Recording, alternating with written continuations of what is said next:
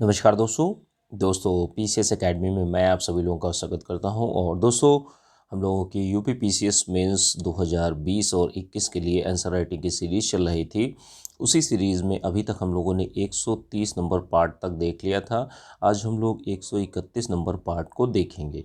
प्रत्येक पार्ट में हम लोग दो प्रश्नों को देखते हैं। एक आपका स्टैटिक जीएस का प्रश्न और दूसरा आपका करंट अफेयर का प्रश्न। तो दो प्रश्नों को हम लोग दोस्तों डेली देखते हैं। ठीक है, आज के डेट में शाम तक अभी निबंध भी आएगा। ठीक है, और यह जो प्रश्न है दोस्तों, प्रश्न पेपर फर्स्ट का प्रश्न है। प्रश्न संख्या 261 है और 200 शब्द सीमा में इस प्रश्न को आप लोगों को लिखना है। ठीक है, जो ये प्रश्न है दोस्तों, यह यूपीएससी मेंस, ध्यान रखिएगा, आईएएस मेंस 2019 का आया हुआ प्रश्न है।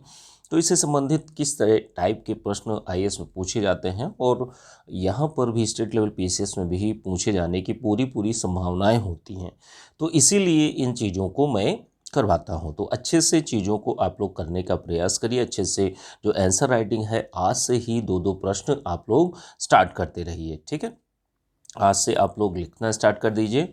और इसकी पीडीएफ जो है आप लोगों को यूपी पीसीएस मेंस 2020 का और 21 के जो ग्रुप चल रहे हैं तो उनमें आप लोगों को मिल जाएगी। ये वीडियो अच्छा लगे तो दोस्तों आप लोग वीडियो को लाइक कर दीजिए और वीडियो को शेयर भी करा दीजिए। शेयर आपको फेसबुक और व्हाट्सएप ग्रुप जो भी आपके फ़ोन में है उसके माध्यम से दो दो लोगों को ज़रूर कराइए। ठीक है, आइए आज का जो प्रश्न है, प्रश्न को देखने से पहले कुछ सावधानियां ध्यान में रखनी होती हैं कि जैसे जो ग्रामर की गलतियां हैं वो आपसे नहीं होनी चाहिए। जो इंट्रोडक्शन पार्ट है, बॉडी पार्ट है, कंक्लूजन पार्ट है, तो तीनों में एक एक कोटेशन, कविता, श्लोक, मूवी के गीत, बोल, इन सारी चीज़ों को ऐड करिए। और इसके साथ में अन्य चीज़ें भी कुछ होती हैं कि जैसे जो डेटा है, डायग्राम है, जो आपका प्रस्तुतिकरण अच्छा करता है। ठीक है, तो इसलिए ये चीज़ें आप ऐड किया करिए और बेहतर तरीके से आप लोग इस प्रश्न को लिखने का प्रयास करिए। आइए प्रश्न को देखते हैं। प्रश्न क्या है? यूपीएससी मेंस 2019 का प्रश्न है, क्या हमारे राष्ट्र में सर्वत्र लघु भारत के सांस्कृतिक क्षेत्र हैं? उदाहरणों के साथ सविस्तार स्पष्ट कीजिए। तो देखिए, आपसे ये पूछा जा रहा है प्रश्न में कि जो हमारा इंडिया है, ठीक है, जो हमारा भारत देश है, क्या हमारे यहाँ छोटे छोटे लघु भारत बसते हैं?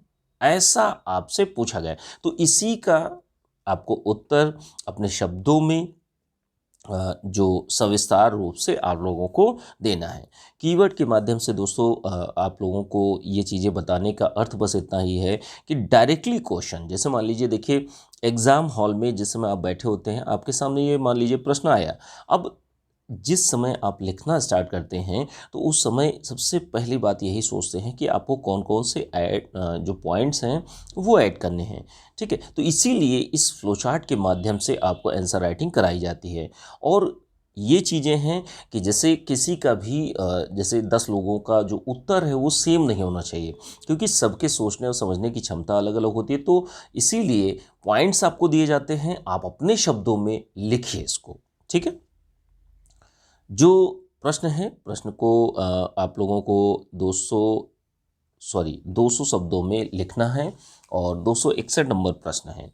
हमारे राष्ट्र में सर्वत्र लघु भारत के सांस्कृतिक क्षेत्र हैं, उदाहरणों के साथ सविस्तार वर्णन कीजिए, सविस्तार स्पष्ट कीजिए। अब देखिए, भारत देश की जहाँ तक बात की जाती है, जो हमारा देश है, ध्यान रखिएगा, यहाँ पे भिन्न भिन्न धर्मों के लोग, भिन्न भिन्न संप्रदायों के लोग, भिन्न भिन्न नस्लों के लोग हमारे यहाँ एक साथ मिलकर रहते हैं। इसीलिए भारत देश को कहा भी जाता है, आप लोगों ने देखा भी होगा, हिंदू, मुस्लिम, सिख, ईसाई, ठीक है, पारसी, जैनी, बौद्धिस्ट, तो मतलब सभी बुद्धिस्ट जो व्यक्ति हैं, अनेक धर्मों के लोग एक साथ मिलकर रहते हैं। ठीक है, तो यहाँ पर जो भारत देश है, भारत देश को इसीलिए कहा जाता है कि यह जो है विविधता में एकता वाला देश है। यानी इतनी विविधता होने के बावजूद भी हमारा देश एक साथ मिलकर रहता है, सभी लोग एक साथ मिलकर रहते हैं। आप लोगों ने देखा भी होगा कि कोई भी त्यौहार हो, जैसे होली है, तो होली ऐसा नहीं है, होली मुस्लिम लोग भी मनाते हैं, सिख लोग भी मनाते हैं, जैन लोग भी मनाते हैं। ठीक है, ईद है, ईद को हिंदू भी मनाते हैं, मुस्लिम भी मनाते हैं, सिख भी मनाते हैं। हर व्यक्ति जो त्यौहार होते हैं उनको सेलिब्रेट करता है। वो चाहे आपका पंजाबियों का, सिखों का कोई त्यौहार हो, उनको भी सभी लोग अच्छे से पूरे देश में मनाते हैं।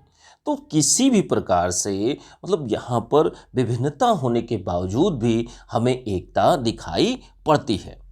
अब यहाँ पर जो प्रश्न, जैसे भारत देश की स्थिति को हम लोगों ने देख लिया, अब यहाँ पर कुछ चीज़ें और भी हैं कि जैसे जो व्यक्ति हैं, जैसे मान लीजिए 100 व्यक्ति हैं, आप 100 व्यक्तियों को रैंडमली पिक कर लीजिए और 100 व्यक्तियों को अगर आपने उनका वेशभूषा देखिए, ठीक है, वेशभूषा देखिए। जैसे मान लीजिए एक व्यक्ति उत्तर प्रदेश से, एक व्यक्ति पंजाब से, एक व्यक्ति गुजरात से, एक व्यक्ति महाराष्ट्र से, एक व्यक्ति मध्य प्रदेश से, एक व्यक्ति झारखंड, छत्तीसगढ़, बिहार, एक एक उत्तराखंड से। अगर एक एक व्यक्तियों को आप लेंगे तो देखेंगे कि सबके बोली, भाषा, पहनावा, उनका खान पान, उनका रहन सहन, सबकी ये सारी की सारी चीज़ें जो हैं वो अलग रहेंगी, सबकी मान्यताएं अलग रहेंगी। लेकिन अब सोच के देखिए कि एक ही देश में लोग मिलजुल कर रह रहे हैं। यही भारत देश की खूबसूरती है, ठीक है। तो यहां पर अब एक बड़े परिप्रेक्ष्य में देखकर छोटे परिप्रेक्ष्य में आपको देखना है कि जैसे आपने एक बड़ा महानगर लिया या बड़ा शहर लिया या छोटे शहर लिया, इनमें भी इसी प्रकार की विविधता देखी जा रही है। तो वो कैसे, किस तरीके से दिखाई देती है, उसी को अच्छे से सविस्तार रूप से आपको बताना है। अब हम लोग देखेंगे कि कौन कौन से सांस्कृतिक क्षेत्रों की स्थितियां कैसी हैं, कि जैसे जो छोटे छोटे क्षेत्र जो बन रहे हैं, छोटे बड़े शहर जो भी सांस्कृतिक केंद्र बनकर उभर रहे हैं, उनको हम एक एक करके देखेंगे। अब जैसे मान लीजिए दिल्ली है, तो अब दिल्ली में आप देखते भी हैं कि यहाँ पर देश के लोग भी जाते हैं। जैसे मान लीजिए छत्तीसगढ़, झारखंड, महाराष्ट्र, गुजरात, साउथ इंडिया, तमिलनाडु, आंध्र प्रदेश, केरल, सभी के लोग वहाँ जाते हैं, दिल्ली जाते हैं। विदेशी लोग भी आते हैं, अन्य देशों के लोग भी यहाँ दिल्ली में आकर रहते हैं। तो यहाँ देश विदेश के लोग आपस में मिलकर इस छोटे से महानगर में रहते हैं, ठीक है। तो ये सांस्कृतिक विविधता का एक केंद्र भी बनता है, एक क्षेत्र भी बनता है। यहाँ अलग अलग व्यक्तियों के अपने रीति रिवाज हैं, परंपरा हैं। वो अलग अलग रीति रिवाज, परंपरा को मानने वाले व्यक्ति यहाँ आते हैं और एक साथ मिलकर रहते हैं। अलग अलग संस्कृतियों के लोग आते हैं, ठीक है। तो यहाँ पर आप सोच के देखिए, अरब कंट्रीज से भी आते हैं और पश्चिमी देशों से भी आते हैं, दक्षिण पूर्व एशिया से भी आते हैं। मतलब सभी जगह से लोग, आस पड़ोसी देशों को भी देखेंगे तो वहाँ से भी लोग आते हैं। तो क्या है, ये एक तरीके से जो नई दिल्ली है, अब जैसे देखिए महानगर जितने भी हैं, चाहे नई दिल्ली हो, मुंबई हो, कोलकाता हो, चेन्नई हो, हर जगह ये स्थितियाँ मिलेंगी आपको। एक एग्जाम्पल के माध्यम से आपको बताना है कि किस तरीके से ये जो छोटे छोटे महानगर हैं, या महानगर के बाद अभी छोटे शहरों की भी बात करेंगे कि आप एक छोटा सा शहर लीजिए, लखनऊ।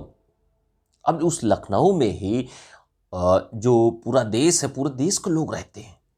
कोई कहीं कंपनी में जॉब कर रहा होगा, कोई ऐसे ही मजदूरी कर रहा होगा, या ऐसे ही मतलब कोई न कोई कार्यों में या जॉब में वहाँ पर रह रहा है।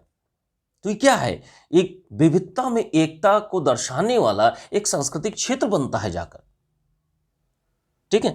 तो यहाँ पर और अन्य चीज़ों के माध्यम से भी होता है कि जैसे जो अंतर्राष्ट्रीय व्यापार मेले होते हैं, आप लोगों ने देखा भी होगा, जो अंतर्राष्ट्रीय व्यापार मेले होते हैं तो उनमें क्या है, कला का प्रदर्शन भी होता है और अलग अलग जाति धर्मों के लोग जाते हैं वहाँ पर, अपनी कलाओं का प्रदर्शन करते हैं, हर तरीके से चीज़ों को देखने का प्रयास करते हैं, ठीक है।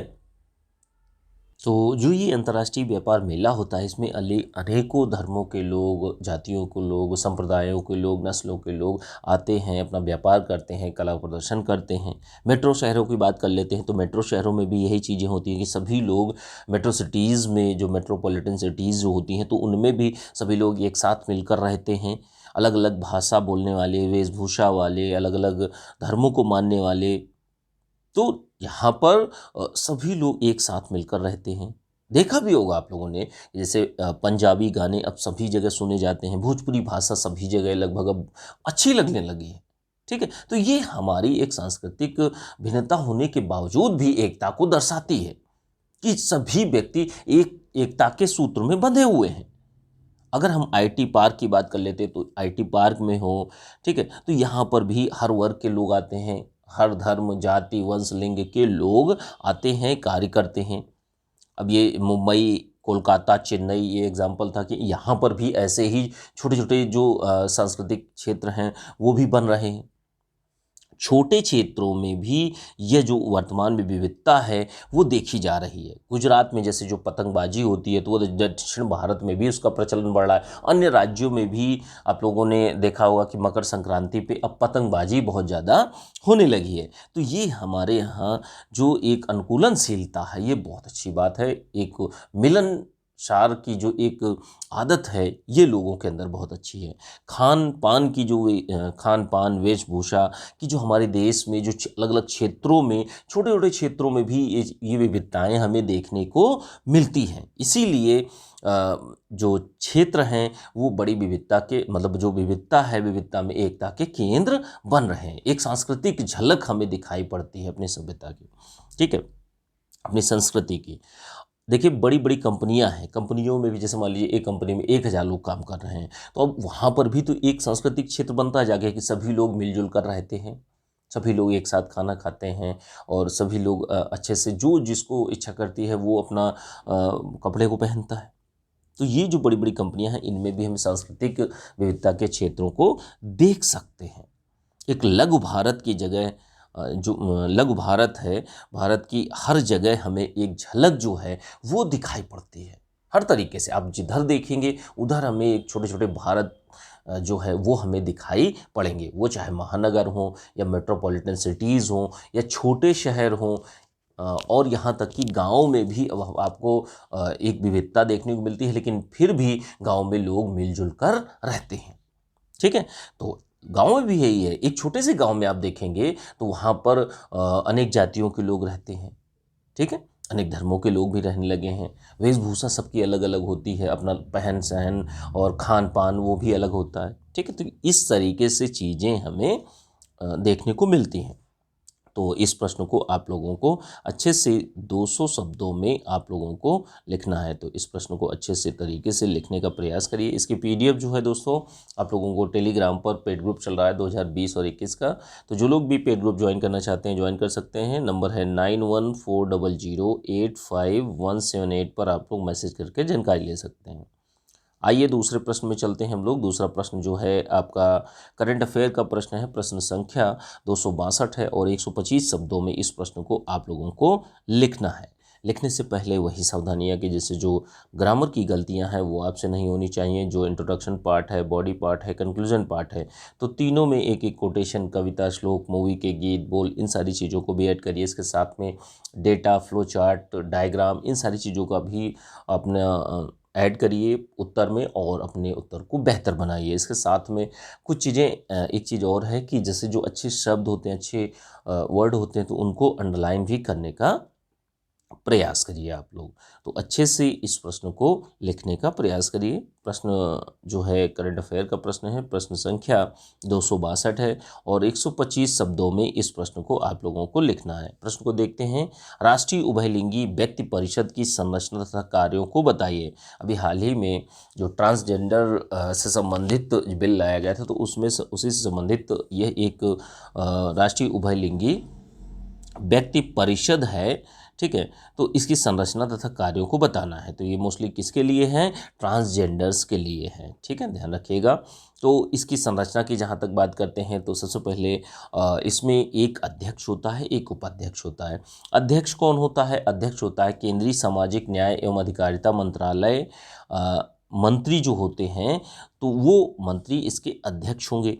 और केंद्रीय सामाजिक न्याय एवं अधिकारिता मंत्रालय के राज्य मंत्री जो होंगे इसके उपाध्यक्ष होंगे, ठीक है। तो ये जो एक परिषद बनाई गई है, काउंसिल बनाई गई है, तो इसमें अलग अलग विभागों के भी लोग शामिल होंगे कि जैसे पेंशन विभाग जो है, नीति आयोग जो है, राष्ट्रीय मानवाधिकार आयोग है, इससे प्रतिनिधि इस परिषद में शामिल होंगे। और क्या है, अगला प्रावधान इसमें यह किया गया है कि जैसे चक्रानुक्रम सर्कुलर फॉर्म में क्या है कि 5 राज्यों और संघ राज्य क्षेत्रों के प्रतिनिधि इसके सदस्य होंगे, कि जैसे पहले 5 राज्यों को चुना गया, फिर अगले 5 राज्यों के प्रतिनिधियों को चुना गया। और क्या है कि जैसे ट्रांसजेंडर समुदाय से 5 सदस्य इसमें होंगे। ये जो काउंसिल है इसमें 5 मेंबर जो होंगे, 5 मेंबर जो होंगे वो आपके ट्रांसजेंडर समुदाय से, कम्युनिटी से होंगे। और क्या है, गैर सरकारी संगठन यानी एनजीओ से 5 सदस्य आपके होंगे इस जो राष्ट्रीय उभयलिंगी व्यक्ति परिषद है इसमें। अगली चीज क्या है, अगली चीज जैसे मुख्य मुख्य जो मंत्रालय हैं, मिनिस्ट्रीज जो हैं, उनसे सचिव स्तर तक के जो संयुक्त सचिव स्तर के जो सदस्य हैं वो भी इसके सदस्य, अधिकारी जो हैं वो सदस्य होंगे इसके। तो वो मिनिस्ट्रीज कौन कौन सी हैं, मंत्रालय कौन कौन से, जैसे स्वास्थ्य मंत्रालय है, गृह मंत्रालय, अल्पसंख्यक मामलों का मंत्रालय है, शिक्षा मंत्रालय है, ग्रामीण विकास मंत्रालय है, श्रम मंत्रालय है, विधि मंत्रालय है। तो इनसे संबंधित संयुक्त सचिव जो होते हैं, सचिव स्तर के व्यक्ति जो हैं इस काउंसिल के सदस्य होंगे। ये पूरी की पूरी होलसेल में संरचना हो गई। जो आपसे प्रश्न पूछा जाए उसी का जवाब दीजिए, ठीक है। अब अगली चीज क्या है, अगली चीज ये है कि कार्यों को आपको बताना है। ध्यान रखिएगा 125 शब्दों में ही आप लोगों को लिखना है। देखिए कार्य क्या होते हैं कि जैसे मतलब मान लीजिए सरकार के द्वारा नीतियां बनाई जा रही हैं ट्रांसजेंडर से संबंधित, ठीक है। तो ये काउंसिल क्या करेगी, काउंसिल सरकार जब नीतियां बनाएगी तो नीतियां, कार्यक्रमों, कानून कोई नया बनाया जा रहा है, परियोजना, तो इसके लिए परामर्श देने का कार्य करेगी। क्या करेगी, परामर्श देने का कार्य करेगी। अब मान लीजिए कोई कार्यक्रम चलाया गया तो उनका निगरानी, उसकी नीतियों की निगरानी और उनका मूल्यांकन इस संस्था के द्वारा, इस काउंसिल के द्वारा किया जाएगा। सरकार के द्वारा सभी पक्षों में समन्वय स्थापित करना कि मान लीजिए यह जो काउंसिल है और जो एक ट्रांसजेंडर समुदाय है या अन्य जो विभाग हैं इससे संबंधित हैं, तो उनमें कोई अगर डिफरेंस पैदा होता है या मतभेद पैदा होता है तो ऐसे में सभी पक्षों के बीच में समन्वय को स्थापित करना। ट्रांसजेंडर व्यक्तियों की शिकायत, जैसे मान लीजिए कोई ट्रांसजेंडर व्यक्ति है तो उसकी अगर कोई शिकायत आती है तो उसका निवारण करना ये काउंसिल करेगी। अगली चीज क्या है कि ऐसा कार्य, जैसे मान लीजिए सरकार कहती है कि आप इस मुद्दे पर, ट्रांसजेंडर से संबंधित मुद्दा है और इस पर आपको अपने विचार व्यक्त करने हैं, तो ऐसी कोई अगर स्थिति आती है तो ऐसी स्थितियों में भी जो समिति है, जो काउंसिल है, परिषद जो है, वो अपने सुझाव सरकार को देगी। तो ये मुख्य मुख्य कार्य हैं जो राष्ट्रीय उभयलिंगी व्यक्ति परिषद है उससे संबंधित, ठीक है। तो इसको आप लोग एक बहुत ही बेहतर तरीके से 125 शब्दों में इस प्रश्न को आप लोग लिखने का प्रयास करिए, अच्छे से चीज़ों को लिखने का प्रयास करिए 125 शब्दों में। और इसकी पीडीएफ जो है आप लोगों को जो पेड ग्रुप चल रहे हैं उनमें आप लोगों को मिल जाएगी, ठीक है। चलिए ठीक है, थैंक यू देखने के लिए।